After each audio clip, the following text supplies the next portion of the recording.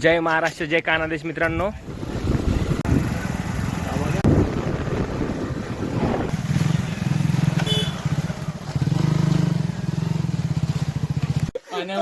पाण्यामुळे आणि मोठीच वाढ आल्यामुळे नम पार्वती पते हर हर महादेव. छत्रपती शिवाजी महाराज की. आणि मंदिराच्याच मागे खूप मोठी दरी आहे. तर मित्रांनो, मागच्या ब्लॉग मध्ये तुम्ही बघितलंस की आपण रुद्रेश्वर आणि बैतरवाडी किल्ला एक्सप्लोर केला. आता आपण जातोय केडगाव, म्हणजेच सिल्लोड तालुक्यात आणि तिथे आहे मुर्डेश्वर महादेव मंदिर. त्याच्यानंतर घाटनांद्रा म्हणून आहे, तिथे आहे जोगेश्वरी माता टेम्पल. तर आपण तिथे ते एक्सप्लोर करणार आहे. त्याच्यानंतर बरेचसे पर्यटक येत आहे इथे ब्लॉग मध्ये. हाय हाय अनिकेत भोई ब्लॉग आहे, सबस्क्राईब करा लवकर. ओके ओके ओके ओके युट्यूबवर. ओके हा, काय नाही अनिकेत भोई ब्लॉग्स. अनिकेत भाऊ का अनिकेत भोई ब्लॉग्स. हा हा पाठवा आम्हाला. हा. तुम्ही कुठून आले? आम्ही संभाजीनगर. संभाजीनगर. हा, तुम्ही कुठले? आम्ही इथे जळगावचेच आहे, जवळचेच आम्ही इथे. हा, कानादेश नॉटा खानदेश. जसं आपला संभाजीनगर तसं खानदेशनी कानादेश. अच्छा अच्छा. हा हा हा, कानादेश नॉटा खानदेश. कानादेश. हा, दाळबट्टी बहुत फेमस. अरे एक नंबर भाई. फायनली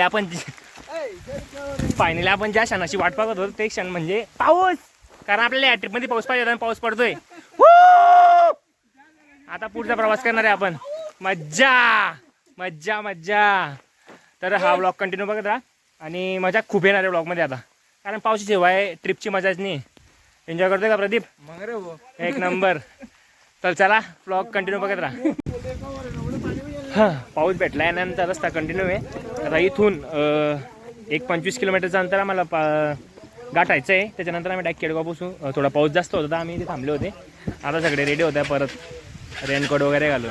चलो तर चलते आणि ब्लॉग कंटिन्यू बघत राहा. एक महत्त्वाची गोष्ट अशी, जर मी जसं रूट कंप्लीट करतोय तसं जर तुम्ही रूट कंप्लीट करायला ठरवताय तर मेन म्हणजे येताना गाडीत पेट्रोल ते नक्की टाकून घ्यायचं. आम्ही आता आमचं गाड्यांच्या टाक्या फुल केलेलं आहे आणि जेवण करून यायचं किंवा जेवण सोबत घेऊन यायचं. कारण की हे सगळे डोंगराळी भाग आहे आणि छोटे छोटे खेडेगाव आहे.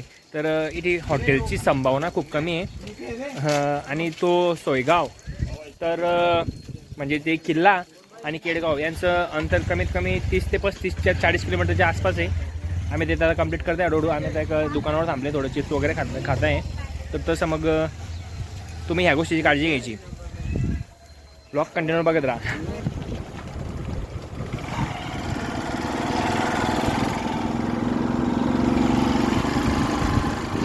तर असा डोंगरातून घाटातून रस्ता आहे, पण मग निसर्गातल्या वातावरणात काही वाटत नाही. चांगला रस्ता आहे आणि खूप तर काहीच नाही. फायनली पावसात भिजून भाजून आपली जे ह्या दुसऱ्या ब्लॉकची डेस्टिनेशन होती मुर्डेश्वर महादेव मंदिर देवस्थान केडगाव, तिथे आपण पोहोचलो. बघू शकता माझ्या मागेच मंदिर आहे. आता आपण दर्शनासाठी मदत जाऊ आणि बाकीची मंडळी थोडी पाण्याएवढे मागे थांबलेली, तर ते येत आहे.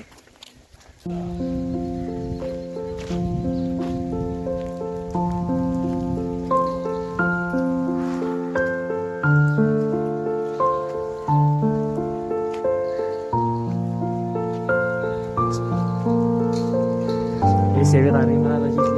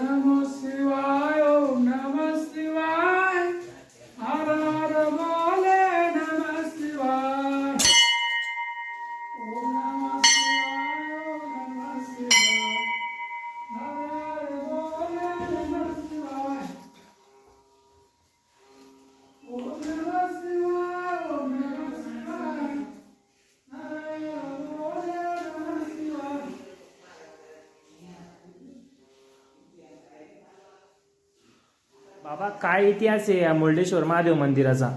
इथं रामचंद्र प्रभू वनवासात 14 वर्ष फिरताना या तिकडून येऊन गेलेले आणि त्यांच्या हस्ते ही स्थापना आहे. अच्छा. आणि इथून त्यांनी इकडे खानदेशमध्ये म्हणजे इकडे हरेश्वर मंदिर आहे, ते पण हरेश्वर आहे. आणि तिकडे मुरडून पाहिलं म्हणून याचं नाव मुर्डेश्वर ठेवण्यात आलेलं आहे. अच्छा, हरेश्वर मंदिर पासून का? इकडे खाली येते खाली, पिंपळगाव हरेश्वरला. हा, पिंपळगाव हरेश्वर, बरोबर बरोबर. म्हणजे तो मुरडून पाहिलं म्हणून याचं नाव मुर्डेश्वर ठेवण्यात आलेलं आहे. अच्छा. तसे या ठिकाणी खूप महात्मे येऊन गेलेले हा आणि सुरतगिरी महाराज, काशीगिरी महाराज, हा पहिले बाळाबू महाराज यांनी यांचं खूप ह्या मंदिराची करता खूप कष्ट घेतलेले. आणि आता सध्या ओंकारगिरी महाराज म्हणजे अण्णा हा. यांचे इथे म्हणजे पीठाधीश आहे. अच्छा.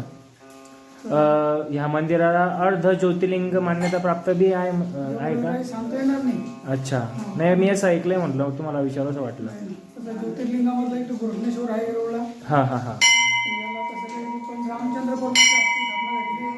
हा. अच्छा. आणि हे असं ऐकलंय की बा खूप खूप दिवसात आहे असं काही सांगू शकत कोणी, पण अहिल्याबाईच्या होळकरच्या काळामध्ये झालेले असं मंदिर अहिल्याबाई होळकरच्या वेळेस जेव्हा, अच्छा, त्यावेळेस बांधकाम झालं होतं. देवीचे मंदिर, महादेवाचे मंदिर बरेच झालेले असं ऐकण्यात आहे आपल्या. अच्छा. नाही, अहिल्याबाई होळकरमुळे खूप जे मंदिर उद्ध्वस्त करण्यात आले होते मुघलगाडी, तर त्यांनी खूप मंदिरांचा निर्माण केला. हा, त्यात मग ह्या मंदिराचा बी एक येतं. अच्छा. धन्यवाद बाबा, तुम्ही चांगल्या प्रकारे माहिती दिली आम्हाला. आपण बघितलं की बाबांनीच खूप चांगल्या प्रकारे माहिती दिली ह्या मंदिराबाबतीत, की श्रीरामांनी ह्या मंदिराची ह्या इथं जे शिवलिंग आहे त्याची स्थापना केली होती. आणि मुर्डेश्वर महादेव मंदिराची सर्वात उत्तम आणि खास गोष्ट म्हणजे हे मंदिर आहे आणि मंदिराच्याच मागे खूप मोठी दरी आहे. आणि त्या दरीमधलं धुकं तुम्ही पाहू शकता माझ्या मागे किती. तर सध्या पाऊस पडला आहे तर तुम्हाला या दरीत काहीच नाही. ही दरी खूप खोल आहे, ही दरी खूप खोल आहे. आणि ह्या गावाचं नाव केडगाव आहे. केडगाव असं की ही जी दरी ना, या दरीत जंगली केळीची झाडं आहे. जंगली केळीचे झाडं आहे, तर ते झाडं या दरीत आढळतात. आणि खूपच म्हणजे तुम्ही बघू शकता माझ्या मागे आता पाऊस चालूच आहे, मी पण ओला झालो आहे आणि खूप वातावरण एकदम खूप भारी झालं आहे. मंदिर बघू शकता तुम्ही. हे जसं मंदिर आहे आणि हे दरी आहे, खाली दरी आहे. हा, तर हे मुर्डेश्वर मंदिराची ही अशी खूप भारी गोष्ट आहे. आणि ह्या दरीतून श्रीरामांचा रथ गेला होता. आणि पुढे एक खाली जे गाव आहे पिंपळगाव हरिहरेश्वर, जसे ते बाबांनी सांगितलं आपल्याला, पिंपळगाव हरिहरेश्वर गाव आहे, तिथून श्रीरामांनी ते वळून बघितलं होतं, म्हणून ह्या मंदिराचं नाव पडलेलं आहे मुर्डेश्वर महादेव मंदिर. हाय, आता जर मी तिकडून गेलो, तिकडे हाय पायवाट आहे, तर तिथून जर दिसेल तरी तर मी दाखवायचा प्रयत्न करेन तुम्हाला. ब्लॉग कंटिन्यू बघ. तुम्ही बघू शकता सगळं धुकं आहे. हे माझ्या मागे मंदिर आहे मस्त आणि एकदम खतरनाक क्लायमेट, एकदम भारी, एकदम भारी झालेलं आहे. आणि तिकडे दरी आहे, एकदम गजब.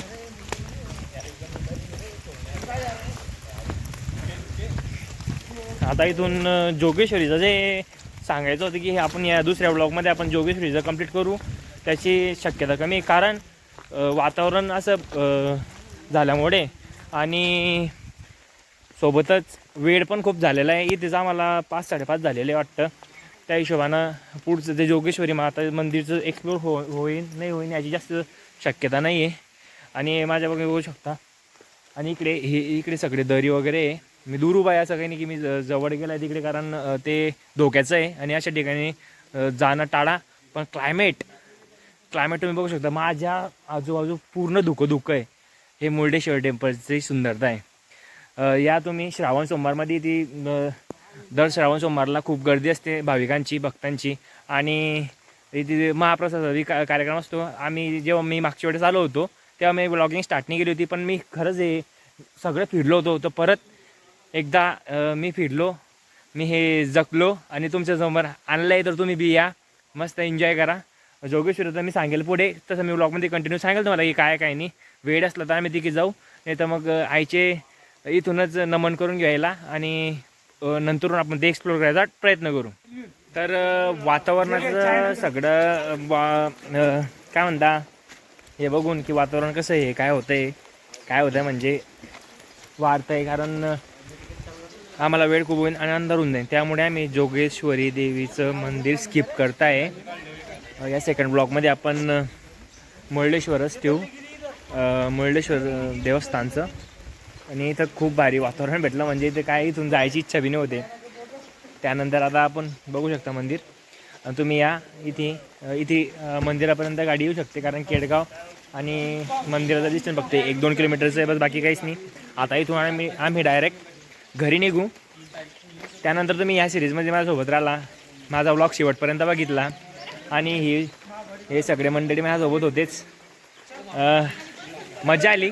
हा तर मग हे सगळे माझ्यासोबत होतेच आणि तुम्ही इथपर्यंत आलात. फक्त जोगेश्वरीचं राहिलं, जोगेश्वरी देवीचं टेम्पल, ते करू आपण लवकरात लवकर. आणि जर पुढचा व्लॉग आणता आला मला लवकरात लवकर धारेश्वर महादेव मंदिर, तो पण असं ते देवस्थानसुद्धा असं डायरेक्ट म्हणजे डोंगराच्या आत वसलेलं आहे, ते डोंगराच्या कुशीत आहे ते पण करू. आणि चॅनलला सबस्क्राईब करा. व्लॉग कसा वाटला तुम्हाला, अजून काय माझ्यात इम्प्रूव्हमेंट हवी आहे ते सांगा कमेंट करून. व्लॉग कसा वाटला ते पण कमेंट करा आणि सबस्क्राईब करा आणि खूप खूप शेअर करा. जय महाराष्ट्र, जय कहनादेश, हर हर महादेव.